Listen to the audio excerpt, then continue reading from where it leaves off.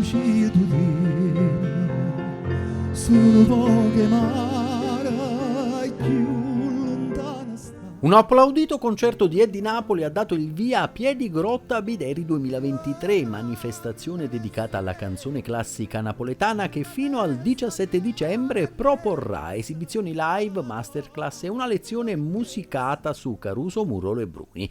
Curata dalla Fondazione Bideri, l'iniziativa propone una declinazione contemporanea dei concorsi musicali di fine Ottocento che contribuirono al lancio di capolavori come O Sole Mio. Il primo degli appuntamenti di Piedigrotta Bideri 2023 è stato aperto dalle performance di 6 giovani interpreti che hanno proposto rielaborazioni di brani classici ma anche composizioni inedite.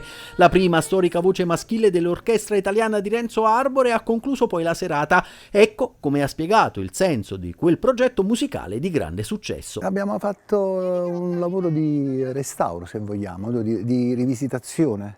Abbiamo preso quei classici che erano così un po' abbandonati, un po' impolverati, alla cui ci abbiamo dato un vestito molto più attuale, moderno all'epoca. Abbiamo cominciato nel 1992 con l'orchestra italiana, altri invece li abbiamo lasciati come erano, tipo Mandolinata a Napoli, eccetera, che li abbiamo lasciati Silenzio Cantatore nella versione più canonica possibile. Ecco, quelli lì non si possono toccare, come toccare la Gioconda. Il prossimo evento di Piedigrotta Bideri 2023 è in programma martedì 12 dicembre nella Sala Concerti Napolitanata. Ne sarà protagonista il chitarrista Ernesto Nobili, che presenterà il suo nuovo album in cui ripropone evergreen come Guapparia e Reginella in versione strumentale. L'incontro avrà inizio alle ore 17 con ingresso gratuito fino ad esaurimento posti.